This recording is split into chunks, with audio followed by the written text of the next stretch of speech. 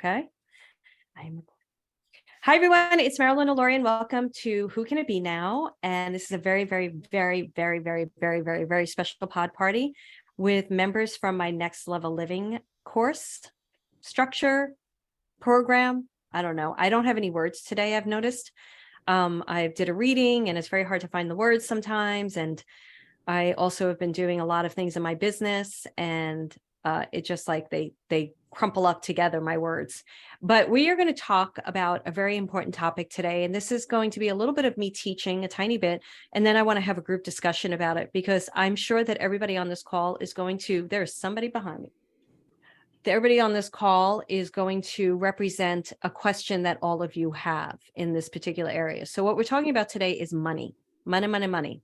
But we're talking about the value of your services. And this came from Monique, who is on this call today. She asked a very important question in a pod party not too long ago. And I said, when she asked it, I didn't really have a lot of information on it at the time. And we were just covering something else. And I said, okay, we'll get back to that. And we didn't get back to it. So Sheila from Next Level Living said, hey, you never answered that question. And I said, could you find that question for me and let me know? And she did. And I said, let's do a pod party on it. So it's the language of energy and integrating money into the conversation. The right to charge for services and self-worth. I'm going to repeat that because those aren't my words. I don't know if Monique said it and then Sheila wrote it, but they are both lawyers and doctors. So it sounds like a very well put together sentence. And I'm going to unpack it with all of you. The language of energy and integrating money into the conversation, the right to charge for services and self-worth. So before I go into this conversation, I'm actually going to ask Monique to tell me a little bit more as to why she asked that question. And then I'm going to teach around this topic. And then, like I said, we're going to get into a group discussion about it, because I find that money, no matter what it is, whether you're valuing your services or living, getting paid for something, it's all about self-worth. It is so tied into your self-worth. So that's what we're going to talk about. You can read as many abundance books as you want. You can visualize as much money as you want. If your self-worth is not at the level to receive, you're going to struggle receiving. Monique, do you remember why you brought that question around?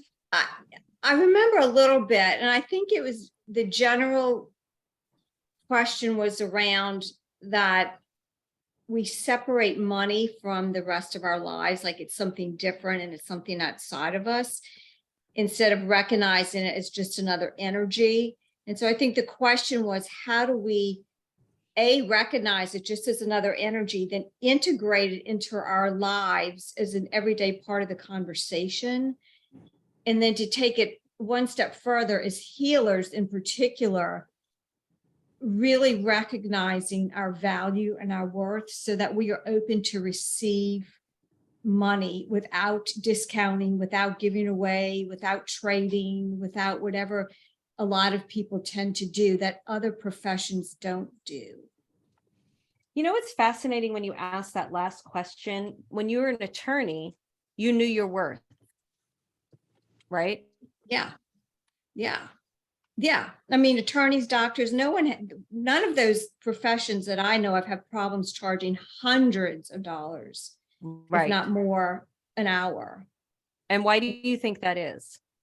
I think part of it is that's just the conscious, the collective of how we view things, but right, it's also how we view it, that right, what we do is discounted, and I don't mean discounted price wise, but what we do as healers or readers or whatever, that it has been discounted for so long as something real or valuable, and that we have bought into that on some level.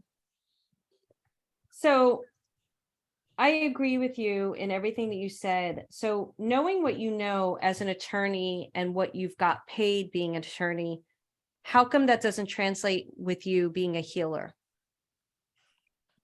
Yeah, that's a good question, because that's one I've had to sit with for a long time. And it goes back to what we validate as being valuable. But who's validating it? Yeah, well, that's the thing. First of all, it's giving the power away to let other people, A, decide, but B, to also look at, well, why don't I value myself at the same level as a healer and a coach that I did as a lawyer? Right. Yeah, and that all goes back to the whole self-worth discussion. Yes, exactly. Great. Thank you. Okay, thank you. So let me talk about a couple of ideas and then let's really get into this topic. It's definitely around self-worth, and there's definitely a collective consciousness out there that if you're a healer, you should give it away for free, right?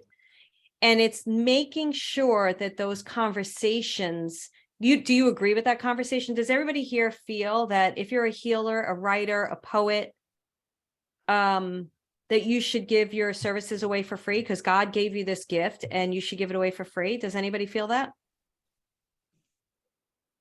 No. So when we get addressed with that conversation, what kind of person, what's their mindset if they're asking us to give us something for free? Let's have a conversation around this before I teach. What do you think their mindset is?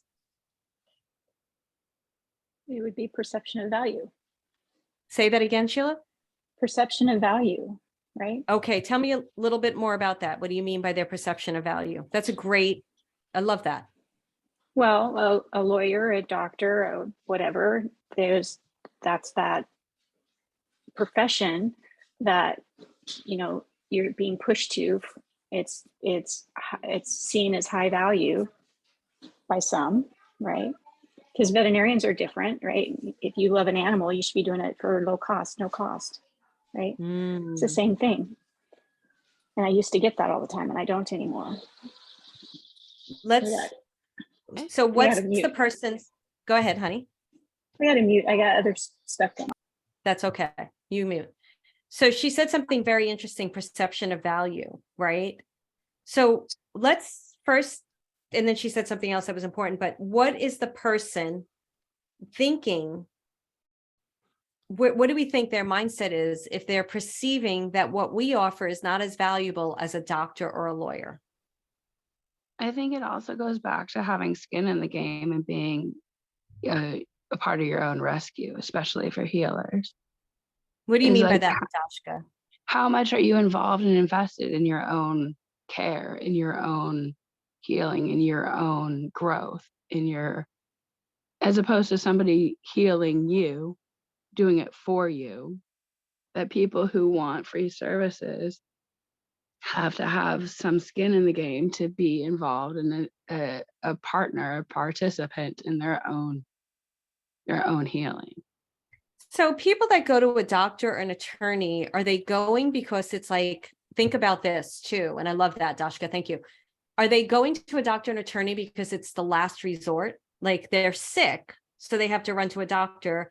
They might get sued or they need to sue someone. Is that a last resort type of thing? So they have to have that professional person?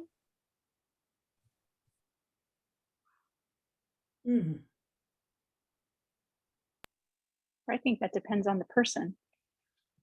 There's people that are only going to go as the last resort, and then there's other people that I guess you kind of give your power away. They're the authority, so you're going to go to them first. So there's both ways.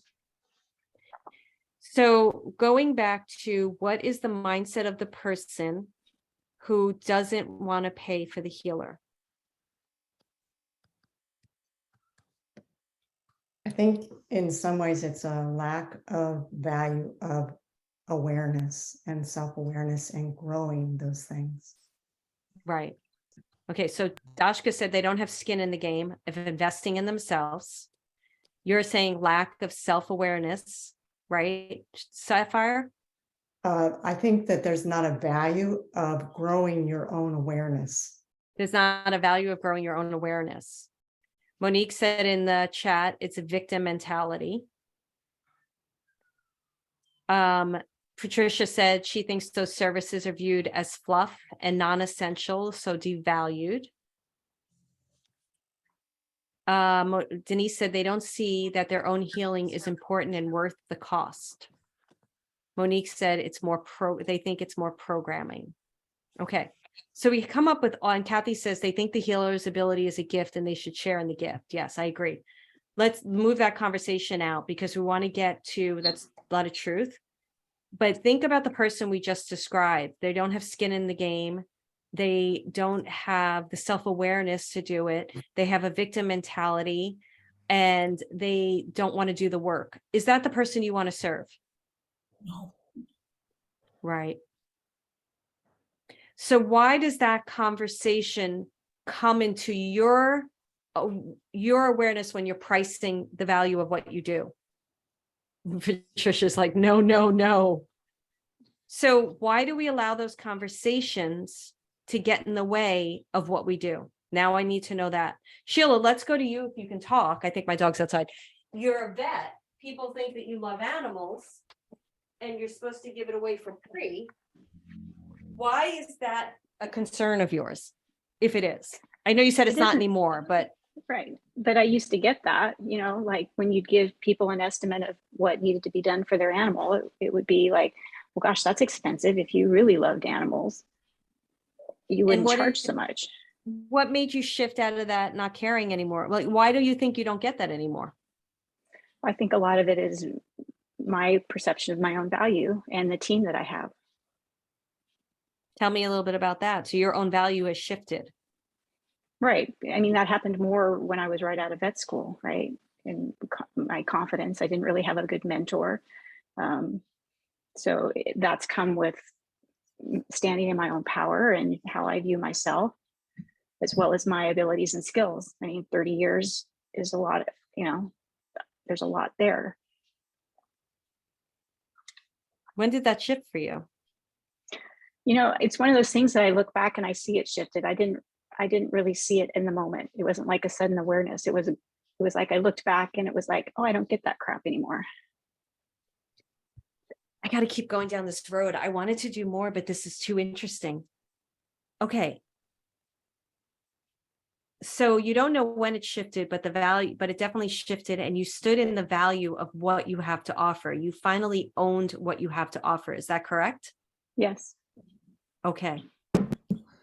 So that conversation, does that conversation ever come towards you again? Does anybody ever say to you that's too expensive, or you don't even, it doesn't matter because these are the prices? It doesn't matter because these are the prices. And once in a while you'll have people say, gosh, that seems, you know, that's expensive. But then you just explain, this is what needs to happen and this is why, and this is what's best. You know, we're advocating for your dog or your cat. And then if you don't want to do this, these are your other options. But I don't get that. Well, if you really cared, if you really loved animals, I don't get that anymore. Okay. I think part of it is too, is that the caring is so evident, right? I know. I'm trying to get to something else here though. And I love that. You were the one who wanted to I said it in the beginning. I know you were a little bit late, probably because of work. You were the one who wanted me to revisit this conversation. Why? Mm-hmm. Why? Oh, why? Why? Because I listened to the podcast and you brought it up and had said there was so much there around it. And so that was why I reminded you, because because of what you and Monique had talked about. Okay. So I feel like what Spirit is having me do is we need to go on a journey, because no matter what I say, it's not going to matter unless you anchor into it and own it yourself. Okay. So you all have a service you would want to offer someone, right? Think of a specific service. And Sheila, I know you have many. Kathy, you're still trying to decide maybe what your service is. But think of a service that you feel like you could offer to someone that you know would bring value to their life. Something that you could give them. Do you all have a service? What would you like to be paid for it? Put it in the chat. What would you like to, honestly, not what people are going to pay you, not what they're going to be able to afford. What would you like to be paid for it? And what is the thing?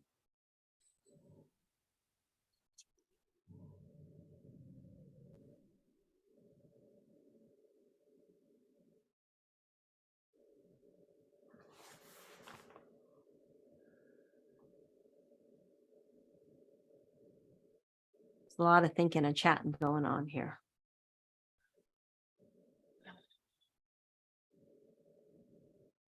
And how does that question make you feel?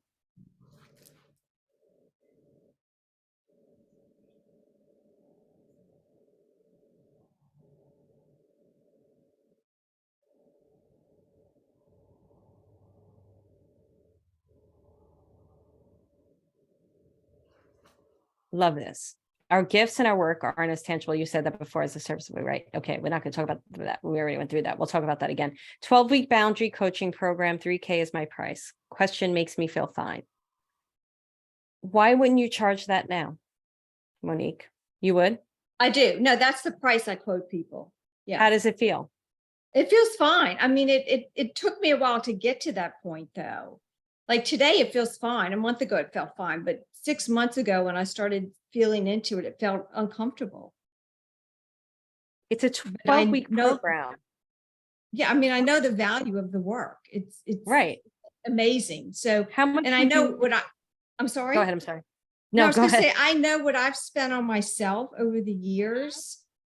So for me, like $3,000 is nothing for the type of work and the potential of growth for people. How much would you want to charge for it? No, I'm comfortable with 3,000. I really am. Okay. I mean, good. Yeah, I am. I think it's a good value for what it is, but I'm comfortable with that.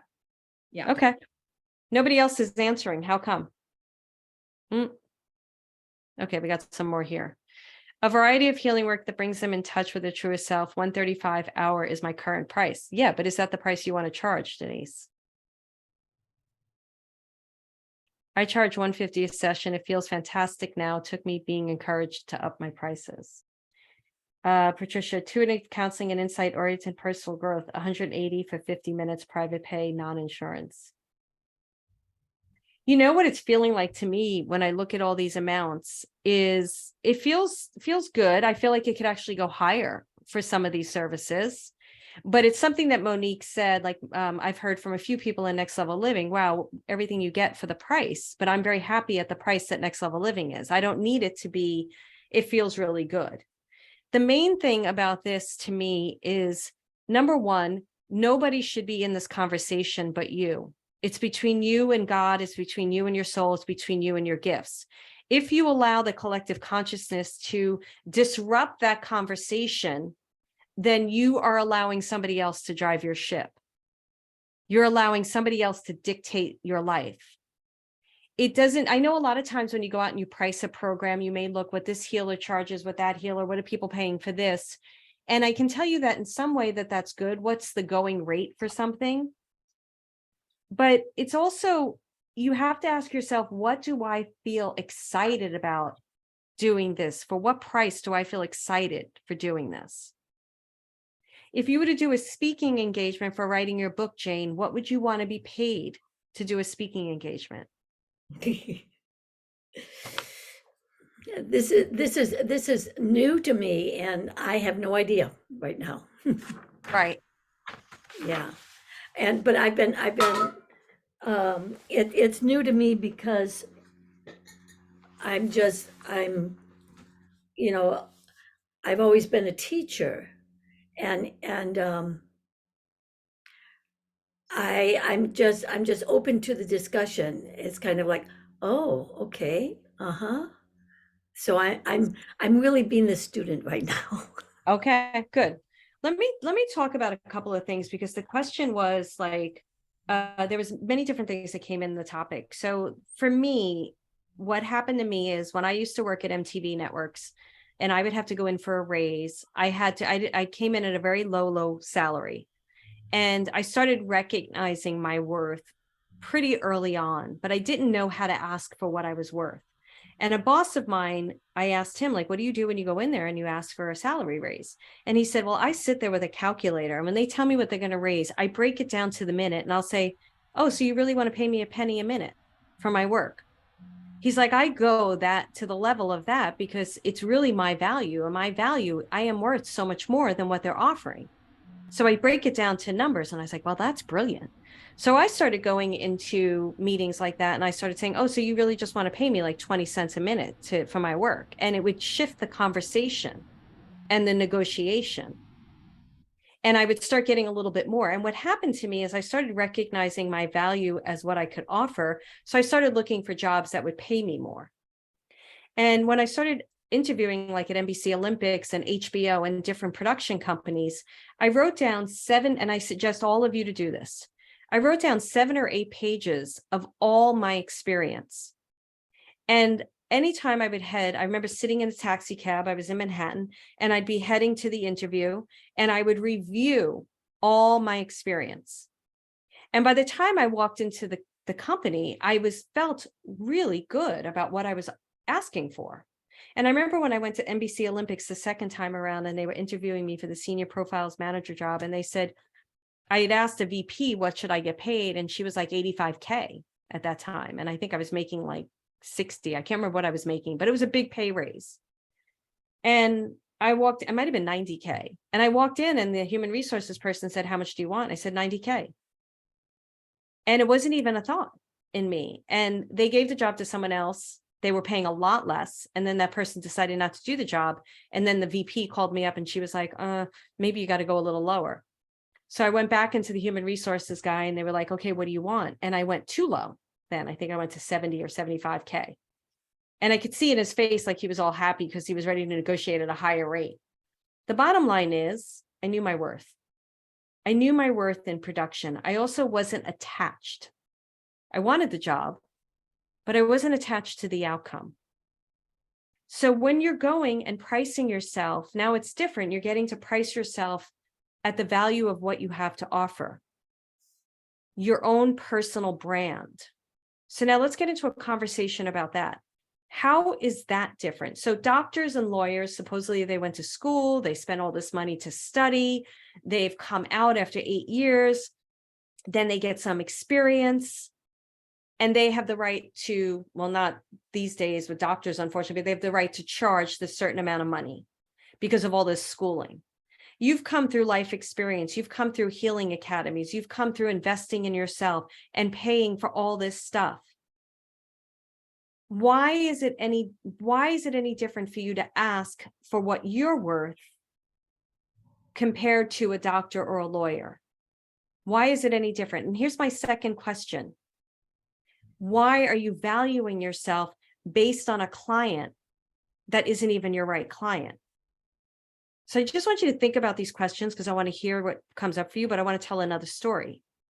So when I started doing readings, I was doing them free at first, right? Just because I want to practice. And then people started paying me. And I started raising my rates right away, pretty quickly.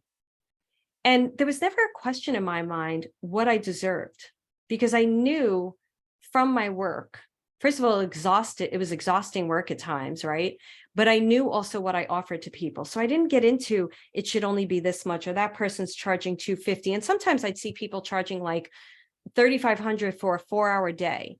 It didn't feel good to me. There's a medium out there that charges like $1,200 for one session. Great for him. It didn't feel good to me.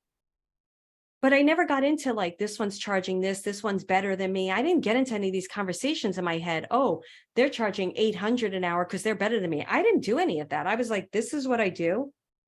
I do it really well. And this is what it feels like it's worth for me, because I'm not going to get on a call with someone and bust my butt in a reading and not feel like I'm getting value for it, monetary value for it. And I'll tell you something. So I was very clear about it. So I would raise my prices and I'd leave it up to them. You get to choose if you want to come to me or not.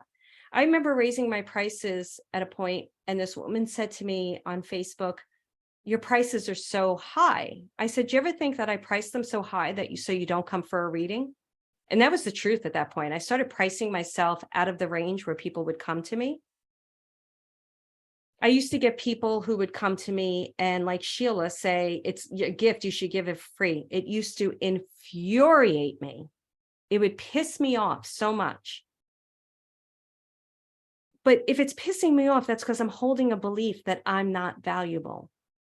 Because who cares what that person thinks? So I remember going at this woman, I had so much of that, especially, when you enter into a certain world. And I had it out with this woman on Messenger, and I can't even remember what I said, but it was the last straw for me. And it was the last time. And I said, she was like, Jesus didn't charge. I'm like, we're not trading cows for eggs. And if Jesus was here, he'd be a multi-billionaire, probably tithing 90% of his money. And it's such a stupid conversation to be having. But what happened to me more in that conversation was, you're not my person. If you don't see the value in what I offer, or the value, look, if you want to go to the reader that charges $50 an hour, that's great. I have no problem with it. I'm not saying that person's worse than me. That person may be amazing, and that's what they charge. But you're not my person. So I got clear in that conversation. I think I blocked her and everything because I was pretty pissed off. And I was like, why am I so pissed off? She's not my person. I don't care. I'm not going to sit here and have a conversation about it. Next, go away. And like Sheila said, once I stopped holding that belief inside of me, because those people are just reflecting your beliefs, I never got that question again, ever. And if I got it now, I don't know. I just don't care. I'm just like, go somewhere else. It doesn't matter. These are my prices. You have to know the value of what you offer, and you have to know what's okay for you. And if I sat here in my business, I'm going to say one more thing, guys, and I hope you don't mind, because this is another thing that comes up. It's boundaries, right? I started out this whole conversation with you in Next Level Living about something I'm taking away, and I want to have a conversation with you to see. It wasn't something I promised in the program, so I feel clean about taking it away. But I also want to see where you guys are in the program, where you feel like you need extra help, what's going on. But I always say it's ultimately my decision, because when I used to create programs based on people telling me what they wanted, it was a friggin' nightmare. So I don't go out and give a program and say, oh, you want this now? I'm going to give you this. I am very strict in my deliverables. These are my deliverables. I had somebody that came into membership, and I've sold it on a launch, and I'm very clear. I think I said on that, I'm in the Facebook page Monday through Friday. I definitely am responding to comments. This was about a few years ago. And I never said time or anything because I don't commit to hours of the day. And she started a hoopla in the program saying, this is Marilyn hasn't been here. I didn't know any of this because it all goes through my gatekeepers. And it was my birthday, I think, when this started. And she was like, she hasn't been here. It's 2 p.m. and she promised she'd be here every day at 11 a.m. And so when my team finally brought it to me, because she was wreaking a lot of havoc, I was like, first of all, I never promised that. Second of all, give her money back and get her out. I am not working for you. I'm working for me. And if anything, like Pat's on this call, and Pat, I told her I was going to give a bonus of a genius call. So I've been doing genius calls with the SaaS experience. She hasn't yet been able to make it. I haven't forgotten that I promised that deliverable. And if I forget a deliverable, I want to know. I want my community to say to me, Marilyn, you promised this. That's important to me. But I'm also very careful in how I choose my words and what I promise, because I don't want to go back. I've seen people go back on their promises. I don't think that's good either. But I'm also not going to create a program. I'm not going to let anybody dictate that stuff to me. So I threw her out. She started trying to message people. She's like, I'm going to sue her for fraud. And somebody brought it to my attention and sent me the thread. And one of the members actually was like, I don't know what you're talking about. I don't have an issue with Marilyn. I'm leaving this thread. And I was like, let her do whatever she wants, because I have the video recordings of it. I don't care. I'm not even getting into this conversation with you.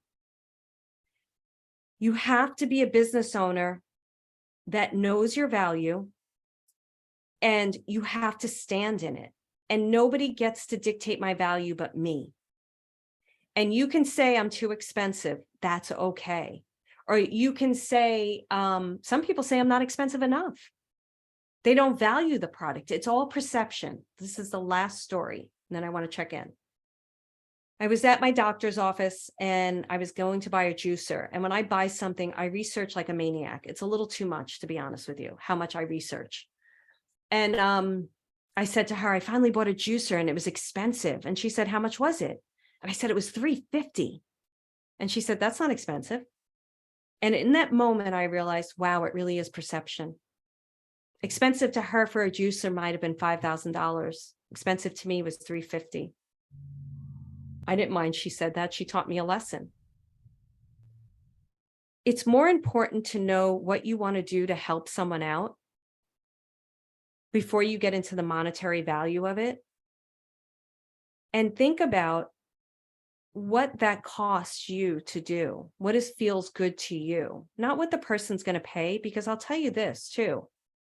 When you sit in the value of what you have to offer, and then you sit in the value of what you want to charge, and you really own that from your heart and soul, people pay it. They find you. So I just went out with readings again, right? I said $600 for 50 minutes, 10 slots. They're sold out already. Now we're moving it up to another price. I have no attachment to whether people will buy it or not. Not readings, I don't. When I'm going out with a product, a class, I look at my time. What is my time worth to me? What am I going to offer? What do I feel good? Next Level Living was in Soul Finder Academy. Soul Finder Academy started, I think, at $1,297, then went up to $3,500 with less of me in it. I kept raising the pricing and taking more of me out of it, and people paid it. Because I sat in the comfortability and the value of the program. There are people that left that program that didn't like it. Probably, whatever. I know that the program is great. And I know that if you do the work, you're going to have results. That's the most important to me. I also don't promise results. And there's a reason why I don't promise results. Monique is going to have a different result from Next Level Living than Sheila's going to have, than Pat's going to have, than Kathy's going to have. Only result I'm going to promise is that I'm going to bring in my all, and I'm going to teach to the best of my ability. And I am really, really invested, not at a detriment to myself, especially in Next Level Living. Thankfully, you're all adults, really invested in you getting the most that you can out of this program. I care deeply. That's how I value my programs. Please give me feedback. Tell me anything you want to say. What questions do you have? Was this helpful or was it not? And what are the questions do you have? Because it's such a big topic. I'll say one other thing about money. Monique is right. Money is energy, right? It's energy. To me, it's self-worth. So I always picture money as this big, he's a green bill. He's got little hands and little legs, and he sits next to me and he chats with me and we have a conversation. He's like this big guide. This year, this podcast will probably come out past, if you haven't listened to my year in review, you guys are going to hear the wonkiness that went on in the year. And my money stuff got really challenged because I stopped selling. And in that process, it didn't mean to me, I never once in my mind did I think I'm not good. Never once. Instead, I owned what I'm about to do and what I want to do, and decided that I need to serve a different customer. And that's what happened. Please, I have to open this to conversation because this is a very big, deep topic and it's got layers. So please speak up. And remember, there's people listening on the podcast, so you can't have a lot of dead air. I was thinking that there's a misperception about service, and you don't really, that you have to help someone, but you're not really serving someone if you don't empower them to take, ownership over their lives. If you're just helping them, you're just draining yourself.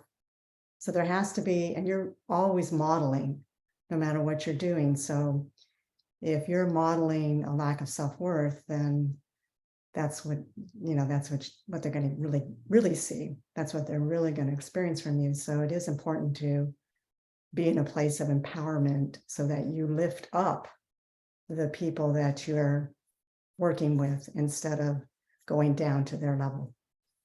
I love that, Sapphire. And you know why I love that? Because I really, in the beginning, when I started working, and people are going to have a hard time hearing this, when I started working, I had very let's term it this way, a very wealthy clientele, overly wealthy clientele. So much so that when I introduced them to other people, people would say to me, wow, your clientele is super rich, like wealthy.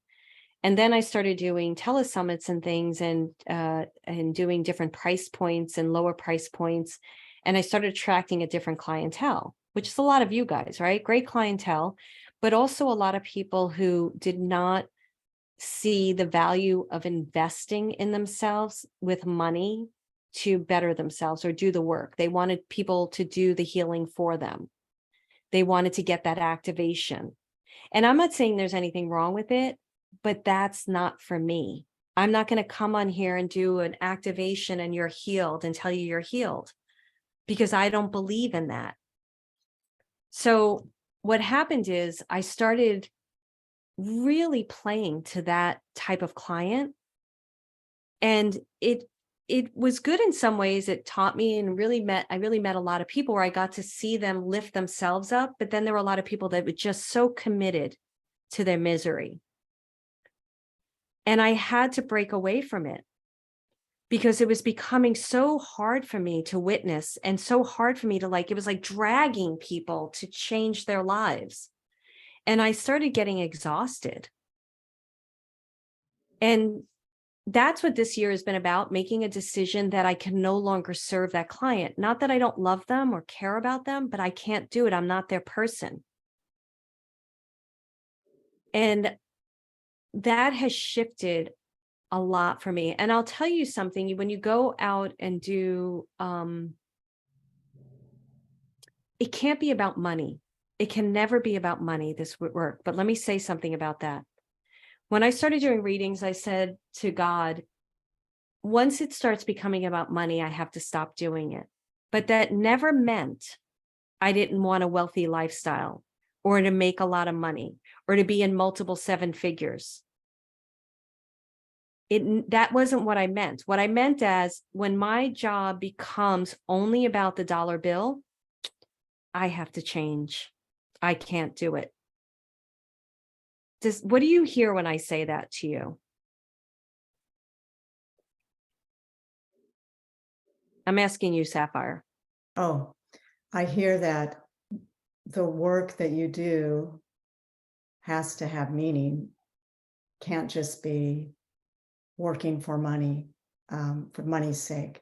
It has to give you, it gives you, and yet you're expressing something that you love. It has to feed you. It can't just be about money. It has So to be how do we, something more.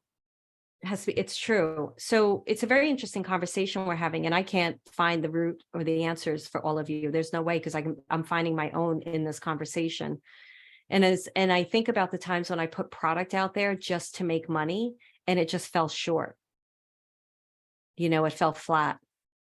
And there are times when you do put something together because you do see dips and, dips in an entrepreneurial life. It's people lie if they say it's just this, like flat line. It doesn't. It goes up and down, up and down, up and down. And there are moments when you'll look at your bank account and you'll be like, okay, I've got to pull something together. I've got to make I'm going to make some sales. But whenever I do it from a place of pushing it, it doesn't work. But if I do it because, oh my goodness, now Next Level Living is born. I don't want to sell SFA anymore, but Next Level Living is born and I'm excited. I'm going to focus on that. It's such a different experience. It has to be in sync with your vision. Really does for me. But again, I'm going to repeat. I used to be afraid to go out and say, I bought $1 million house. I used to be afraid to say that stuff in this space. I drive a Lexus, I lease it. I'm not about money. You're not going to see me in a private jet taking pictures and drinking champagne and caviar. It's not my thing. I don't have a problem with people who do it, but I'm also not attracted to the coach that's how they represent themselves. But I also believe that every single one of us has the right to make a ton of money, because the more money we make, you know what happens to me, Sapphire? The more money I make, the more I'm able to give. And you know what else is going to happen? The more I'm going to be able to write books and really be able to help the people that can't afford the higher level programs. The more I'm going to be able to do my podcast and more podcasts. Some people say, you know, do a subscription to your podcast. I don't want to do that. I want it for free. It's my way of giving back. So know what your right is. Okay, I'm gonna let you guys talk, but thank you for that. Please talk, because I'm in this with you guys right now, and I'm kind of like muddling through it. So I don't know. I've been thinking during this whole conversation, what's really built my confidence in myself is really standing in alignment, creating my business to be in alignment with myself. So it might be the hours that I work, the number of people I see, the type of people. That built myself up more than the price I charged. But then as I built my confidence, then I was able to raise my prices. And, you know, I just learned to turn away people that I could see they weren't helping themselves. They just wanted me to do all the work. And I love when I have someone who I don't hear from, because I know that they're in such a better place now and that I helped them to that place, but they really helped themselves. It wasn't me. I was just there to hold their hand through it. You know, there's so much that I can't even get everything through that you said in that was so good. And I love that you said align with yourself, because it's so important and so true. And that's why you have to set your prices that you're really comfortable with. And it's all about, I wish I could remember what you said, Denise, that was so good. Hopefully it'll come back to me. But something else I want to say, the thing that it wasn't about, when people would say to me, they'd come to a reading and they'd be like, when can I come back? Most people that aren't in integrity would be like, tomorrow, come back tomorrow. And I didn't do that. I said, you need to make changes before you come back to a reading. And when it becomes about, so there's like two conversations we're having here. It becomes about the person doing the work, having them do the work, wanting to help them, wanting to guide them. But it's not about the price tag, but yet I know my value in what I have to offer. So I get the right to charge what I desire to charge. And then you work that together. Right. And when they you play talk, off of each other. yeah. Yeah. Yeah, because I think about other people out there who, you know, I've been in crowds of people that are multiple 7-figure earners, and they would look at me and what I was charging, and they would look down at me, you know, because why aren't you charging more? Or why aren't you doing this or doing that? And they are really about just the price tag. That gives them value. If they're charging $100,000 to work with them, that's what gave them value, not the work itself. Does that make sense? Oh, look at this person. They're paying me $100K. So I'm valuable now. No, I'm valuable. This is what I'm charging. I like that. Who else? Go ahead, Monique. I have just in my own work, I think the biggest change for me was when I started recognizing the difference between saving and supporting. And they're two completely different energies. And I find, and this, I'm going to talk from a healer's perspective, because that's what I know, that it's so ingrained and there's such a template of having to give ourselves away, whether it's we give the work for free or we overwork ourselves or that type of thing, where we think we have to heal these people, when in fact, we don't heal anyone. We support people on their healing journey, because we, you know, it's not magic. We are supporting people and meeting them where they are. And so once I really learned the difference between supporting someone and saving someone, it really opened up my perspective on what my value was and what I was willing, this is where the whole boundaries come in, what I was willing to do and not to do, and to get very clear about what I would do in my work and what I would not do in my work. So, and I think that is such a big distinction, because so many of us, it's ingrained in us, particularly as females, to save people, to take responsibility for people's emotions, to take responsibility for people's growth, to take responsibility, whatever it may be. and that we end up, there's nothing left of us because we've given it all away.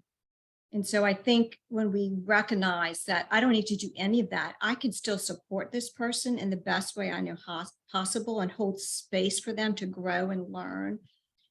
But I don't have to take their stuff on. And for me, that was such a big like light bulb that went off once I really stepped into that space.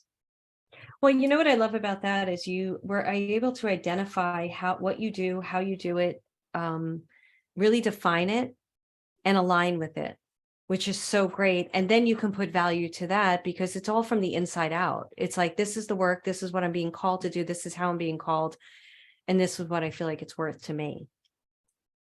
So Yeah. I like that a lot. Yeah, you guys keep saying things and I make notes, but I'm not making long notes. So who's next? I had something I wanted to say about Monique, what she just said, because I really want to teach you guys, like on readings. I just did a reading for someone before I did this podcast, this pod party with you guys, and she would be actually a perfect candidate for Next Level Living, but I refuse to sell on readings. I will not sell on a reading because you're coming to me. So you have to know your integrity too. You have to know your rules. And salespeople would be like, why not? That's the perfect opportunity. They need you. But for me, you're really vulnerable and you're trusting me completely. And if I was to sit here and then say, you know, what would be great for you, they would think like that was coming from the gods above, right? Because that's what they think, you know, that's what readings are, right? They're guides coming through me. Know what you're willing to do and not willing to do. Make your I hate the word contract. I don't like it. You're like Monique just said, she identified for herself what kind of healer she is. And then she grounds in that. And that becomes value because that's a personal brand for her too. Like what she does, how she does it, and how she supports. It's great. I love it. Sheila, do you have anything? You look like you're ready to say something. I was just, when you were talking about when you put out a product just for the money versus when you put out a product that you really love, as the person purchasing the product, there's a huge difference in what we receive and how it, and for me anyway, how it's received by me and what I get from it because of what's coming from you. Does that make sense? Thank you. Yes. Yeah. You're able to see that it's more ingrained with my care and love or whatever, what's everything in it. And it's not just about money or a dollar sign or making money from it. Right. Your passion is there and it's very evident. Yeah. Thank you. You know, something else I wanted to say, let me ask all of you, when somebody gives you a price, do you negotiate with them? Now, I'm not talking about household things where that's kind of like a negotiable place, but if you're hiring a therapist, you're hiring a doctor, or you're going to a dentist, or you're hiring a coach, do you negotiate with them? No. No. I never negotiate with them. My coach said to me, I'm this much money, but we could probably maybe, you know, work something out, but he wasn't clear. And I got off the call and I said, I'm not negotiating with him. I know he's worth this amount of money. And if I negotiate with him, that cheapens me. That says to me, I am not invested. So I don't negotiate. So why would you accept a client that negotiates with you? Like people don't try to do that with me, but I would be like, no, sorry, this is the price. That's it. Now, people will negotiate payment plans. I'm okay with that. You know, they'll just be like, can I split this payment up into 5 payments? I'll be like, that's okay, you know, because I know them. All right. I love this. Who else? Jane. Yeah, I'm finding this a fascinating conversation because I'm looking at what is my worth as a teacher, having come from academia, which is a whole nother, you know, they pay the monies and I give them something. And I know that I have been an instrumental part in developing the Women's Studies program at Cal State. And I've just been looking at this and going, wow, I did that.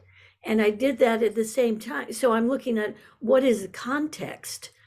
And of being a teacher today with the material you want to put out today, right? Is what you're talking about, your own personal stories and teaching. Yeah. And how do that I incorporate that with my healing? You know, what is it that I have to offer? These have been some really questions that I want to really reflect on, and I'm going, oh, okay. Yeah, because I automatically pay. I've got this writing coach, and she is really giving me, showing me how to do, and she's teaching me. She's a transformational writing coach, and I'm going, okay, all right. And I have to be responsible. And, and so, yeah, it's a whole new area of fascination for me. Let me say that. You know what the answer comes to me when you're talking is it begins and ends with you. Yes. If everybody would look at their own value right now, it begins and ends with you. It's not a conversation. I don't need to go, again, when I started pricing myself in the beginning, I did look at the going rate, definitely, to have a gauge, right? Because I didn't know, I was just starting out, and it's my friend who's an artist. She talks about her own art, and this young girl that I introduced her to was an artist, and she's like, how do I price my work? And Simone said, it's such, I can't remember exactly how she said, but she's like, it's such a personal thing. Nobody can price your art for you. You have to price your art yourself. And I feel like this is our art. And I'm not going to go out to Sally Joe and to Mike and Fred. You may want to validate a price and say, what would you pay for this? Just to get an idea from your ideal client. But the conversation begins and ends with me. What is the price point I'm comfortable with? And you know what I found with that? Like if I was still in my mastermind program, they would be like, why are you just charging $7,000 or $3,500? And I'd be like, I'm good with that. I'm good with that. So let's all come with, I want to hear from Kathy too and everybody else. Bye, Patricia. What would you think about now, what you're offering? Think about a service like Sapphire, you're a poet, right? So we're not talking about the books themselves, but the art that you're putting out. If somebody was hiring you to do a speaking engagement, or Jane to teach or to heal, Sheila, if there's something more that you want to do in your veterinary, or if there's some place that you have to look at, everybody look at a service they offer and really go deep inside right now and ask yourself, what do you feel you deserve? And don't be like, what's the market value? What are people willing to pay? Get out of that. What do you feel is the value of that?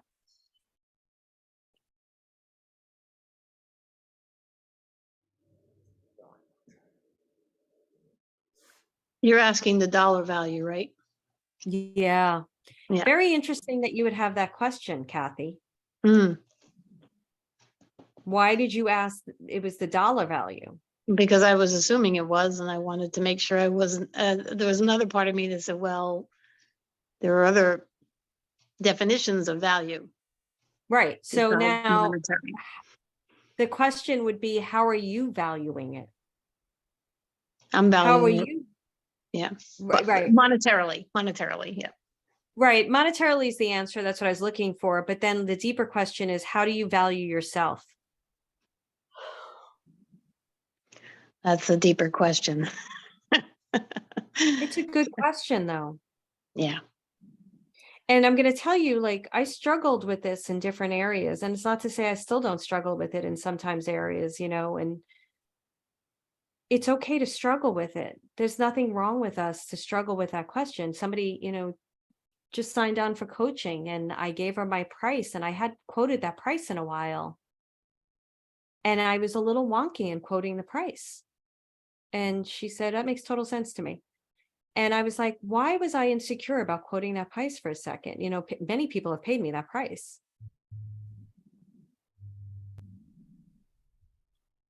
I think that we always have an opportunity to go deeper inside ourselves, to continue to find our own value or insecurity, and to really have like, for me personally in that moment, I think a lot of people, this is my biggest thing. People come to you wanting certain results. They usually never come out with what they came in with. All of you that came into Next Level Living, your expectations for day one, aren't they different now than what you first started with? Don't you have a different understanding of what the program offers? Monique says, yeah, Sheila's shaking heads. Yeah. Okay. So yes, definitely.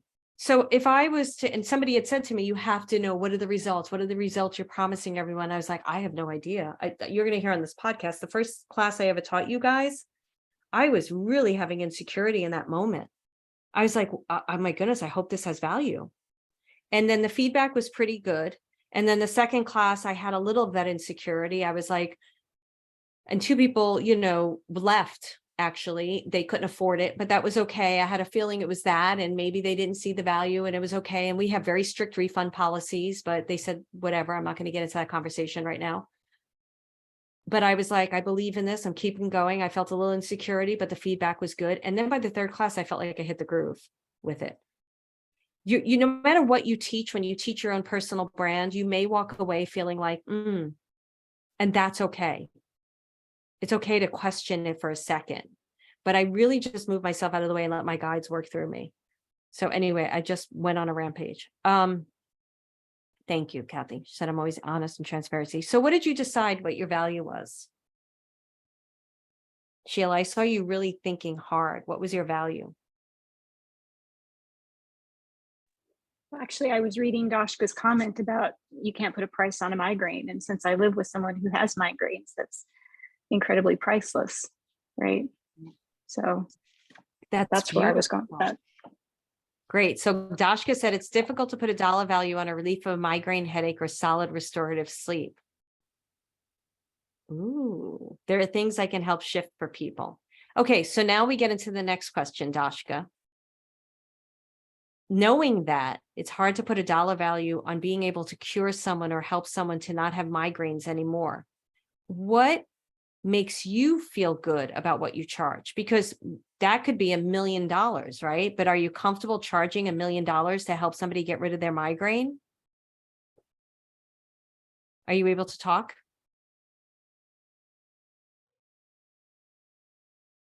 She might not be able to talk. Okay. The button. Okay, go ahead.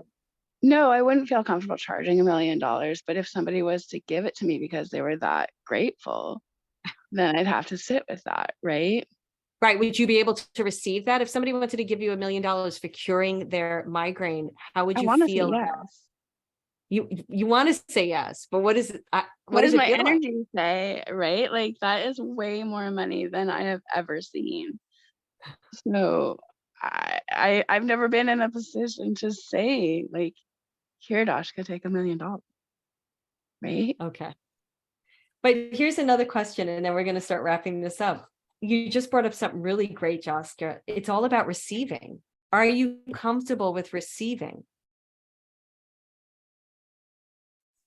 I am now. Yeah. Right. But Yeah. then take it to $1 million. I don't know. I'm going to talk about me. I don't know about you. If someone wanted to offer me $1 million for a reading because it just changed their life so much, I would have a hard time receiving that. Sure. But I'm not judging it. Then I Sure. look at myself and I go, why would I have a hard time receiving that? If somebody really was a billionaire or had that money and wanted to give me $1 million, why would I have a hard time receiving that? Why do you think we'd have a hard time receiving that? Anybody? Or maybe you don't. Right. And What do I you think think? it goes back to gratitude of like being at the bedside at a hospital when people are really, really appreciative of the care that you do. It's not monetary, but they're genuinely grateful. Yeah. Okay, let's keep going here because I can see Sheila, like you must have this with a vet. Like I know my vet, I'm like, oh, thank you. And it's that gratitude. Yeah. Because that feels good. Monique says if somebody had the $1 million, she'd be fine receiving it. Great. I'm asking this question because it made me uncomfortable. And I'm like, well, now I have to do a little more work on myself about receiving.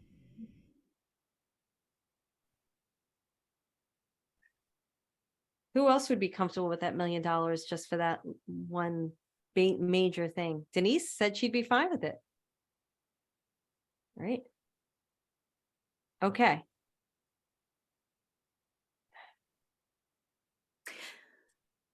Go ahead. I hear somebody wants to talk. Me. I was just thinking about what a student of mine said to me because I had done a healing session with him, and he has just done this incredible gift about reparations back to the Native Americans in the archaeology. And he says, "No, this is so great." And I went, "Wow." And I hadn't really thought about what I'd simply offered as a kind of a Thanksgiving gift when I came over there. But yeah, it is about receiving. It is about receiving the value that I am. Yeah, but who? So this is a great question, and I'm glad you guys brought it up, and I want to hear it really quickly. I know we're running out of time. It's so great, Jane. Thank you. And Dashka.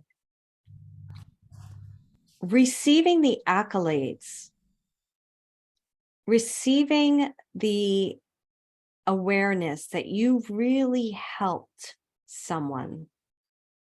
How do you receive that?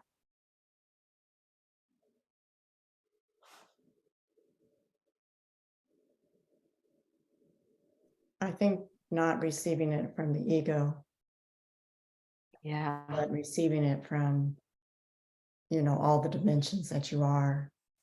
I think that's the place to receive it from. I agree. I agree. Yeah. And not negating it or downplaying it or dismissing it. Mhm. Yeah. And we all know that I've shared with you that I've struggled with that myself, receiving that. Go ahead, Monique. You want to say something? And I like what you said about the 1,000 and a million. Yeah, and I think when we recognize our own greatness, and this goes back to the whole money is just energy. Who cares if it's this or this? It's still energy. So when we recognize our own greatness, it's just $1 million. There's, why is the difference if it was 1,000 or a million? Like and that's for me, like that would be where the work would be. Okay, why am I thinking $1 million is so much bigger and greater than the 1,000 energetically, So it's just such a whole thing, such an interesting conversation. It is. And what she said in the chat was she would be fine with $1 million. And why is it different if it was 1,000 or a million is what she's saying. And she's right about that. Why is it different? So listening to this conversation, I can feel my uncomfortable with it. So that's my work with myself. That's not Sally, Joe, or Bob outside who says I should be giving it away for free. They don't get to dictate what I feel about myself. And then we have these conversations. And if something comes up in it, like you're great, you're really comfortable with it. That's beautiful. We get to work with whatever comes up. And I think that that's really good too. Now, does anybody have any other questions? Because I'm going to leave with one summary question. I don't have a question, but I was just thinking it's important to me to know that I'm part of a bigger flow. That it comes through me and then it goes, it's a bigger flow than just me and what I'm doing here and where it's coming from it's not so much coming from that person, or it's just it's being in the flow of things that's important for me. So that allows me to receive more if I'm in the flow. So I'm thinking. I agree with that, Sapphire. I feel the same way that it's been a lot easier just recognizing that it comes through me, so I understand that. And you are a bigger flow, but here's the other thing too. You're also the person who gets out of the way so it can come through you, which is great. Okay. So how valuable are you to yourself? I want to know how valuable everybody is to themselves. Monique said, I'd pay myself $1 million. Denise says, I am everything.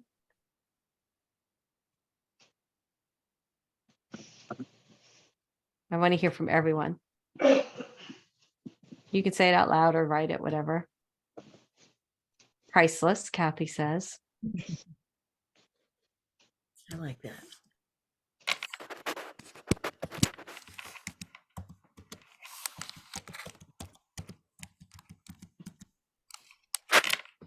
Open at the top. I agree, priceless. I am priceless. Great. So does everybody here believe in God? Or is it just a universal, let's talk infinite intelligence. Everybody go with infinite intelligence? If infinite intelligence or whatever represents God for you or the universe actually gave you all these gifts to bring out into this physical world, is it a disservice not to offer that to others if that's why you're here? How valuable is it for other people for you to be your truest self?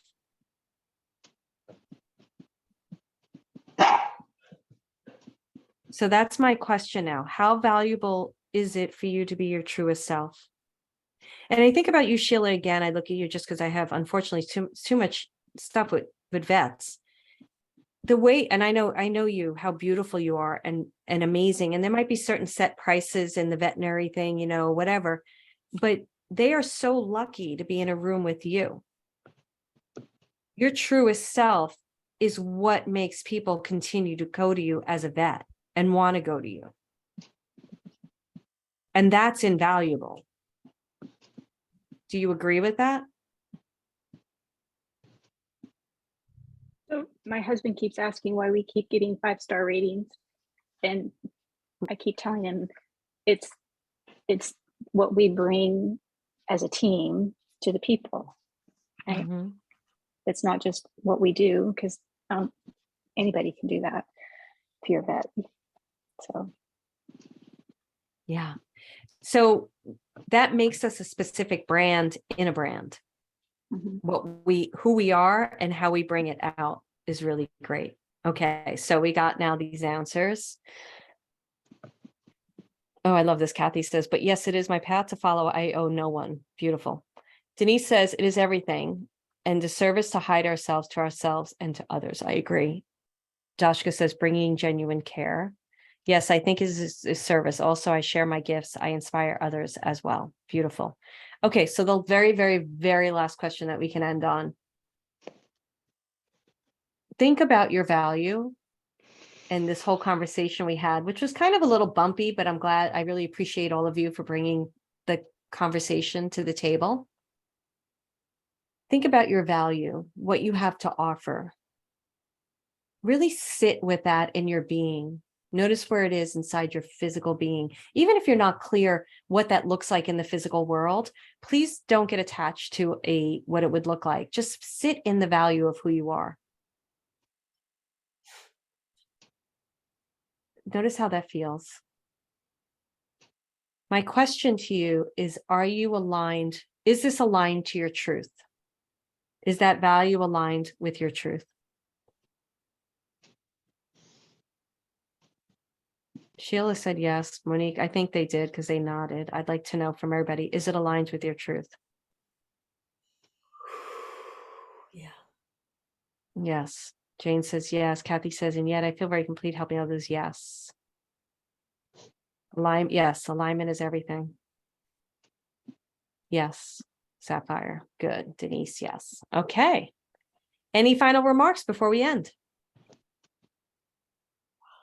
Any other topic that we need to discuss as a group around this? One thing I'm definitely going to be bringing to Next Level Living is teaching you guys how I do readings, really teaching you so you could do it for yourself.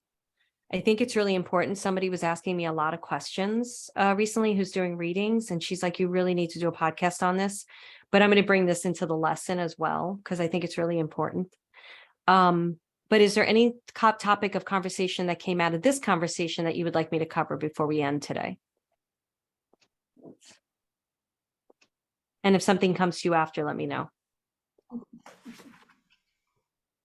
Empowered women empower women. I love that. Empowered women empower women. I love that, Jane. That's great. Yeah. All right, guys. Thank you so much. Remember, if you like this podcast, or if you have a suggestion or something came up for you that you want me to cover a topic on the podcast, please email me at care@marilynalauria.com and I will bring it into the conversation. There's going to be some shifts and changes in the podcast as well. And thank you so much, for, as always, for listening. And thank you to everybody in NLL, Next Level Living. They are the most amazing people in the world. At least I'm biased, okay, but I'm going to say that. And remember to rate, review, subscribe, and share. Thank you so much, everyone.